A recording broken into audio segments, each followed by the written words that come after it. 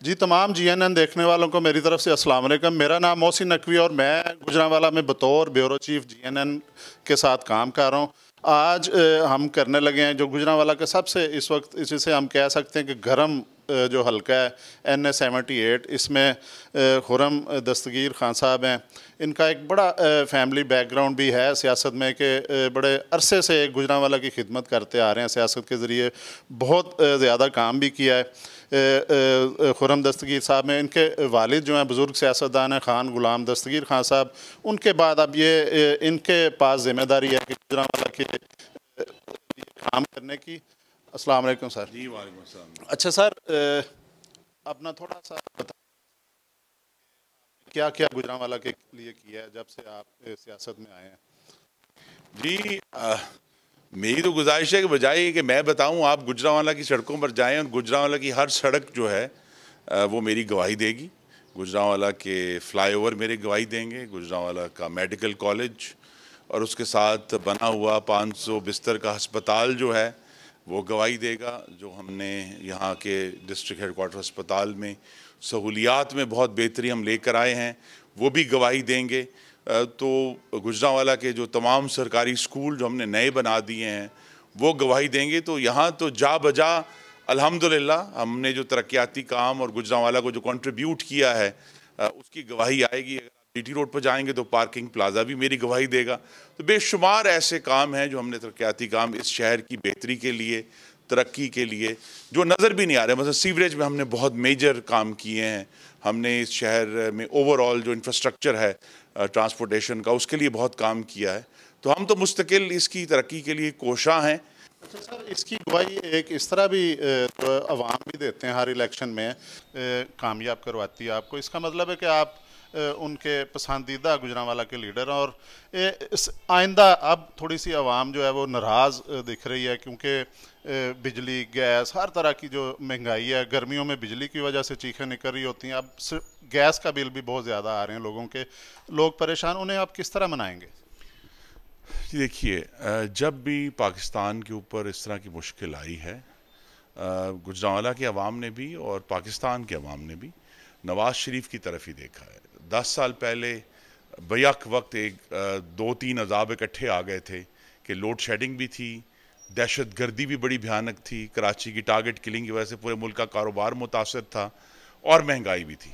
उस वक्त भी शेर के निशान पर मोहर लगाई और अल्लाह ताला ने वो सारे काम जो हैं उनको दुरुस्त कर दिया।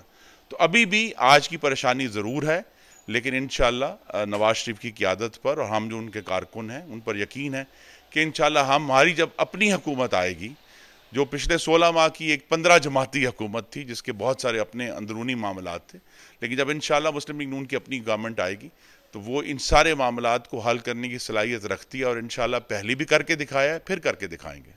अच्छा सर, मज़ीद जो है आप देखें, गुजरांवाला है, डिवीज़न है, इसके तमाम इर्द गिर्द के शहरों में यूनिवर्सिटीज़ भी हैं। और यूनिवर्सिटीज़ के अलावा हेल्थ का मैं समझता हूँ कि इशू है। वो मैं भी गुजरांवाला का रहायशी हूँ, आपके हल्के में रहता हूँ मैं, तो हमें भी हेल्थ के हवाले से बड़ी परेशानी होती है। इस हवाले से कुछ सोचा आपने आइंदा से? जी देखिए, मैं तो पहले तो अल्लाह का बड़ा शुक्र अदा करता हूँ ना जी कि 2008 में जब हमने आगाज़ किया था, उस वक्त लोगों का मुतालबा था कि आप एक बड़ी सड़क, वो गोंदला वाला रोड है, वही बना दें तो बड़ा मुआवजा हो जाएगा। लेकिन अब चूंकि सारा इंफ्रास्ट्रक्चर कायम हो चुका है, जो 2 मेजर पुल बनने थे वो बन चुके हैं, तो लिहाजा अब देखें ना जिस तरह गुजरांवाला ने तरक्की की है, तो गुजरांवाला के मुतालबात में भी पहले से ज़्यादा बेहतरी आ गई है। कि पहले लोग सड़क मांगते थे, पुल मांगते थे, मेडिकल कॉलेज बनाए हुए हमें 12 साल हो गए अल्हम्दुलिल्लाह गुजरांवाला का। उसके साथ आपने सेहत की सहूलियात का जिक्र किया। 2018 में हम मेडिकल कॉलेज के साथ एक 500 बिस्तर का अस्पताल खड़ा करके गए थे, जिसे फिर बाद में आने वालों को तौफीक नहीं हुई कि चला सकें। वो अभी हमने चलवा दिया है। तो इंशाल्लाह वहाँ ऑलरेडी जो है, उसी की वजह से DHQ में आजकल चूँकि नई बेहतरी आ रही है, जदीदियत आ रही है, तो अब वो अस्पताल हमारे काम आ रहा है। तो ये बिल्कुल आपकी बात दुरुस्त है कि यहाँ मज़ीद सेहत की सहूलियात की ज़रूरत है, यहाँ मज़ीद यूनिवर्सिटी की ज़रूरत है। ये वो चीज़ें हैं जो इंशाल्लाह जब हमने बुनियादी तौर पे सारे काम दुरुस्त कर दिए हैं, तो अब गुजरांवाला ने अगला कदम जो है वो इंशाल्लाह 8 फरवरी के बाद उठाना है। सर, मेरा आखिरी सवाल है आपसे कि इस इलेक्शन में बड़े दावे किए जा रहे हैं, दूसरे भी, ज़ाहिर है कि उम्मीदवार खड़े हैं इलेक्शन लड़ने के लिए। आपको कैसा लग रहा है कि आपको कोई मुश्किल तो नहीं ज़्यादा आएगी इस इलेक्शन में? जी देखिए, जो तो दूसरे उम्मीदवार हैं उन्होंने अपनी कैंपेन करनी है। हम तो हमेशा हर कैंपेन जो है उसी पूरी मेहनत के साथ, जज्बे के साथ और आवाम की हमायत के साथ लड़ते हैं। इस दफ़ा भी उसी जज्बे से लड़ रहे हैं। मुखालफिन अपनी बात करेंगे, इसीलिए जब 2018 में मुश्किल तरीन हालात में भी अल्लाह ताला ने और गुजरांवाला के वोटरों ने कामयाबी दी थी, तो अभी भी हम उसी तरह मेहनत कर रहे हैं। जिस तरह हमें 1 साल मिला उसमें हमने दोबारा यहाँ तरक्की का सफ़र जो है वो जारी किया है और इंशाल्लाह 8 फरवरी के बाद दोबारा जारी करेंगे।